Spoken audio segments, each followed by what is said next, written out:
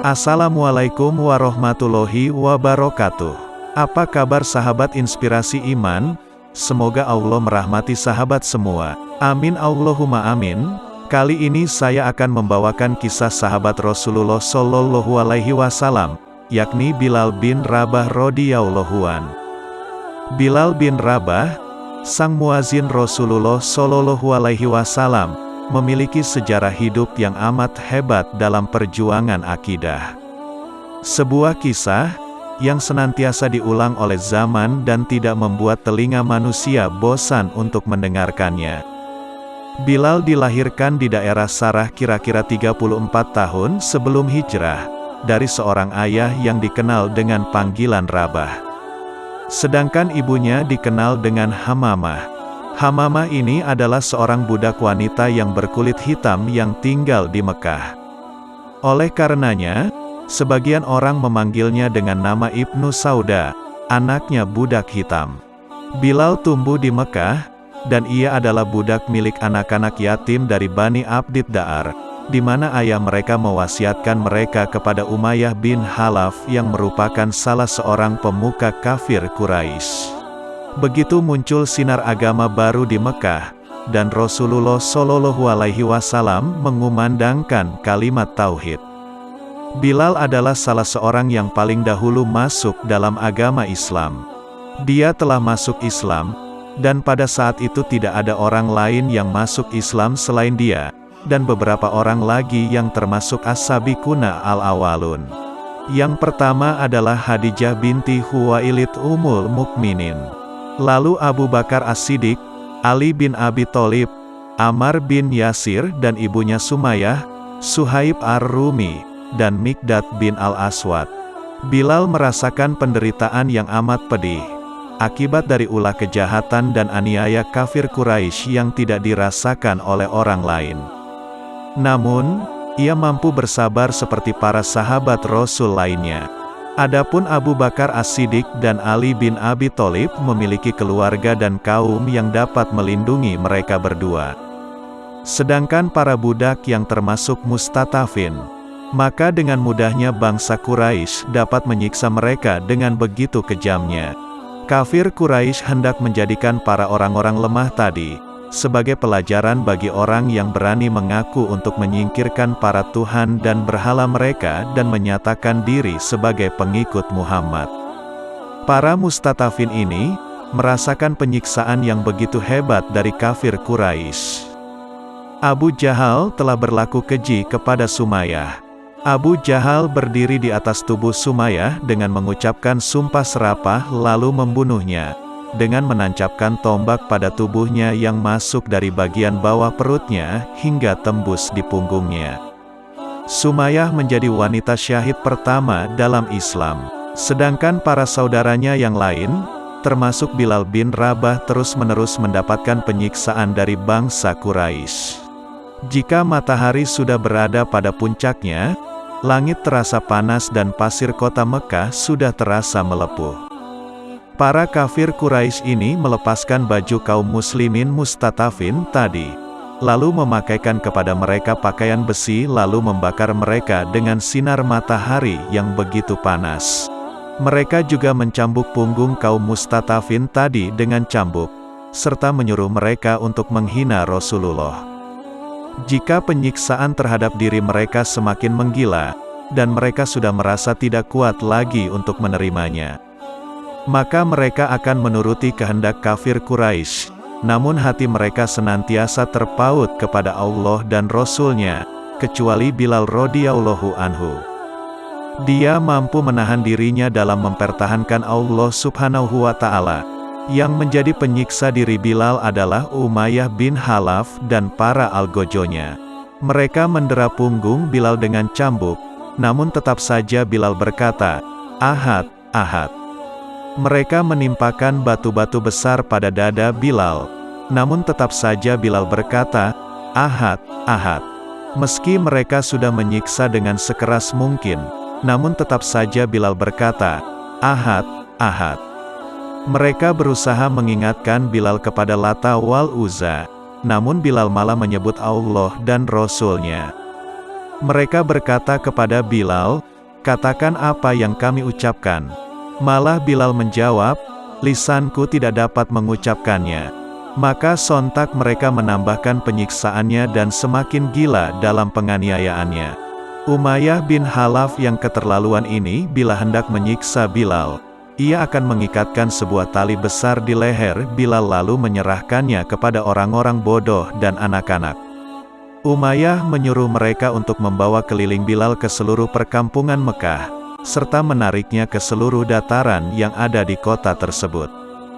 Bilal merasakan penyiksaan di jalan Allah dan Rasul-Nya, dan ia selalu mendendangkan ucapannya yang berbunyi, "Ahad, Ahad, Ahad, Ahad." Dia tidak pernah bosan mengulanginya, dan tidak pernah berhenti mengucapkannya. Abu Bakar radhiyallahu anhu pernah berniat untuk membeli Bilal dari Umayyah bin Khalaf. Lalu Umayyah meninggikan harganya dan ia menduga bahwa Abu Bakar tidak mampu untuk membayarnya. Namun Abu Bakar mampu membayarnya dengan 9 auqiyah dari emas. Umayyah berkata kepada Abu Bakar setelah perjanjian jual beli ini usai, "Kalau engkau tidak mau mengambil Bilal kecuali dengan 1 auqiyah emas saja, pasti sudah aku jual juga." Abu Bakar menjawab, "Jika engkau tidak mau menjualnya kecuali dengan 100 auqiyah, pasti aku akan tetap membelinya." Begitu Abu Bakar As-Siddiq memberitahukan Rasulullah Shallallahu Alaihi Wasallam bahwa dia telah membeli Bilal dan menyelamatkannya dari tangan penyiksa, maka Nabi Shallallahu Alaihi Wasallam bersabda, "Libatkan aku dalam pembebasannya, wahai Abu Bakar." Abu Bakar As-Siddiq lalu menjawab, "Aku telah membebaskannya, ya Rasulullah." Begitu Allah Subhanahu wa Ta'ala memberikan izin kepada nabinya untuk berhijrah ke Madinah. Bilal pun termasuk orang yang turut berhijrah ke sana. Bilal, Abu Bakar dan Amir bin Fir tinggal di Madinah dalam satu rumah. Mereka semua terkena penyakit demam. Kebiasaan Bilal bila sudah terbebas dari penyakit demam, maka ia akan mengangkat suaranya dan mulai menyenandungkan bait puisi dengan suaranya yang merdu. Ia mengalunkan, "Bukan karena syairku, aku tidak bisa tidur malam ini, di fak sementara di sekelilingku terdapat Ihir dan Jalil, apakah suatu hari aku akan dapat mendatangi sumber air Mijanah, dan apakah aku masih dapat melihat Syamah dan Tafil?" Tidak heran bila Bilal merindukan Mekah dan setiap sudutnya. Sebagaimana ia merindukan semua lembah dan pegunungannya. Sebab di sanalah ia merasakan nikmatnya iman. Di sanalah ia merasakan penyiksaan manusia hanya demi mencari keridaan Allah.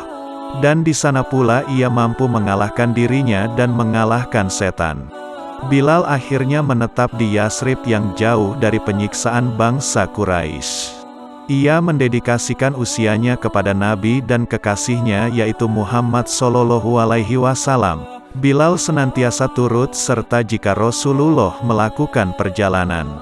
Dan ia pun juga bersama Rasul, tatkala beliau pulang. Ia melakukan sholat bersama Rasul, melaksanakan perang jika Rasul melakukannya. Sehingga Bilal seolah menjadi bayang diri Rasulullah Shallallahu Alaihi Wasallam.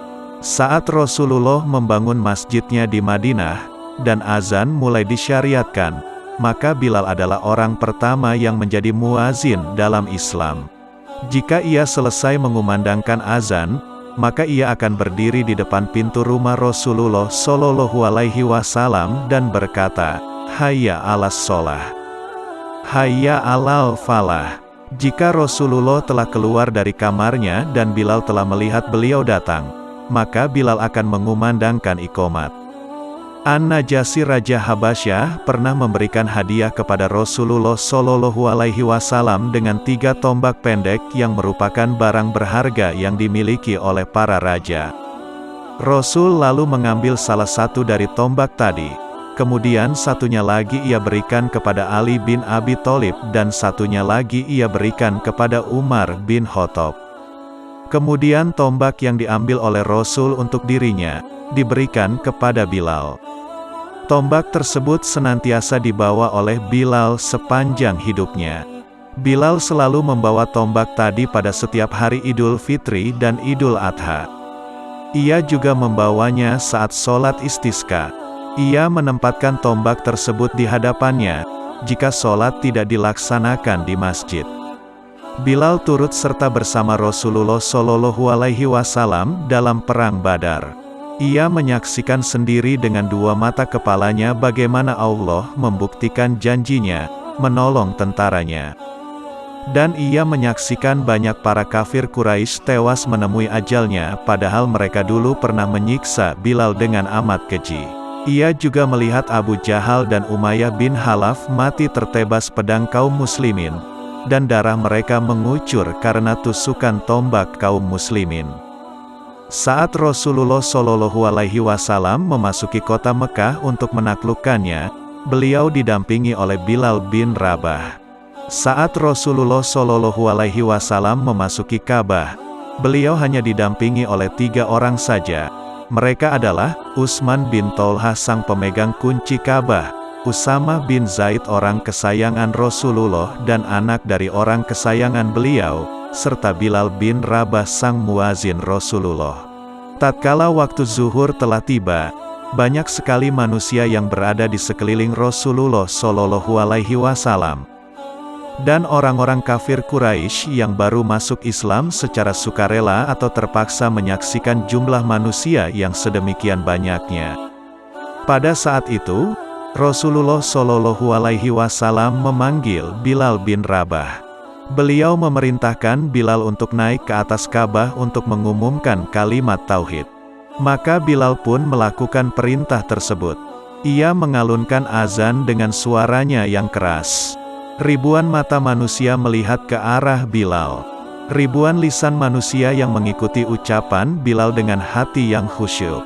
Sedangkan mereka yang di dalam hatinya terdapat penyakit merasakan adanya kedengkian dan kebencian yang membuat hati mereka menjadi tercabik-cabik. Begitu Bilal mengucapkan kalimat berikut dalam adzannya, "Asyhadu anna Muhammadar Rasulullah," berkatalah Juwairiyah binti Abu Jahal, "Demi umurku, sungguh Allah telah meninggikan sebutan namamu. Adapun sholat, maka kami akan melakukannya. Akan tetapi demi Allah, kami tidak menyukai manusia yang pernah membunuh orang-orang yang kami cintai." Ayahnya Juwairiyah terbunuh pada Perang Badar. Khalid bin Usaid berkata, "Segala puji bagi Allah yang telah memberi kemurahan kepada bapakku sehingga ia tidak turut menyaksikan kejadian hari ini." Bapaknya Khalid telah mati 1 hari sebelum terjadinya penaklukan Mekah. Al-Harits bin Hisham berkata, "Celaka, andaikan aku sudah wafat sebelum aku melihat Bilal berada di atas Ka'bah." Al-Hakim bin Abi Al-Esh berkata, "Demi Allah, ini adalah musibah besar jika seorang budak Bani Jumah bersuara dari atas bangunan ini." Dan bersama mereka terdapat Abu Sufyan bin Harb yang berkata, "Aku tidak akan mengatakan apapun. Sebab kalau aku mengeluarkan satu kata saja dari mulutku, debu-debu ini akan menyampaikan ucapanku tersebut kepada Muhammad bin Abdullah." Bilal terus menjadi muazin Rasulullah Shallallahu Alaihi Wasallam selama hidupnya. Dan Rasulullah Shallallahu Alaihi Wasallam menjadi cinta kepada suara ini yang dahulunya pernah disiksa namun selalu mengatakan, "Ahad, Ahad." Begitu Rasulullah Shallallahu Alaihi Wasallam kembali ke pangkuan Tuhannya. Saat itu waktu sholat telah tiba. Maka berdirilah Bilal untuk mengumandangkan azan kepada manusia. Saat itu Nabi Shallallahu Alaihi Wasallam sudah dikafankan namun belum dikubur. Saat ia hendak mengucapkan "Asyhadu anna Muhammadar Rasulullah", ia serasa tercekik, dan suaranya tidak keluar dari kerongkongan.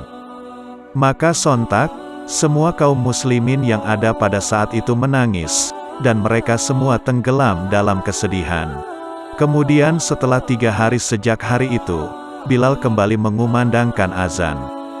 Namun setiap kali ia sampai pada kalimat "Asyhadu anna Muhammadar Rasulullah", ia menangis dan menangislah semua orang yang mendengarnya. Pada saat itu, Bilal meminta kepada Khalifah Abu Bakar untuk mengizinkannya agar tidak mengumandangkan azan terlebih dahulu karena ia merasa tidak sanggup untuk melakukannya. Bilal meminta izin kepada Khalifah Abu Bakar untuk turut dalam jihad di jalan Allah dan tinggal di negeri Syam untuk menghadapi musuh. Abu Bakar menjadi ragu dalam memberikan izin kepada Bilal. Maka Bilal pun berkata kepada Khalifah, "Jika engkau telah membeliku untuk kepentingan dirimu, maka tahanlah aku. Jika engkau telah memerdekakan aku, maka biarkanlah aku sesuai kehendak Allah yang telah membuatmu memerdekakan aku." Abu Bakar menjawab, "Demi Allah, aku tidak berniat membelimu, kecuali karena Allah. Aku tidak memerdekakanmu kecuali di jalannya." Kemudian Bilal berkata, "Aku tidak akan mengumandangkan azan untuk siapapun setelah Rasulullah wafat." Abu Bakar berkata, "Engkau berhak untuk itu." Bilal berangkat dari Madinah Al-Munawwaroh bersama utusan pertama pasukan muslimin. Dan ia tinggal di Daraya dekat dari Damaskus. Bilal masih tidak mau mengumandangkan azan sehingga Umar bin Khattab datang ke negeri Syam yang menjumpai Bilal setelah sekian lama tidak berjumpa. Umar amat rindu kepada Bilal dan amat hormat kepadanya. Sehingga jika nama Abu Bakar disebut di depannya, maka Umar akan berkata, "Abu Bakar adalah pemimpin kami dan dialah yang telah memerdekakan pemimpin kami." Maksudnya adalah Bilal. Pada saat itulah para sahabat mendesak Bilal untuk mengumandangkan azan di hadapan Umar Al-Faruq. Begitu suara Bilal berkumandang, Umar serta-merta meneteskan air mata, dan semua sahabat yang ada pada saat itu turut menangis, sehingga bulu janggutnya menjadi basah oleh air mata. Bilal telah berhasil membangkitkan kerinduan mereka kepada Madinah. Sang pengumandang azan ini terus tinggal di Damaskus sehingga menjumpai ajalnya di sana. Istrinya setia mendampingi Bilal saat menjelang maut sambil berkata, "Duh, kasihannya."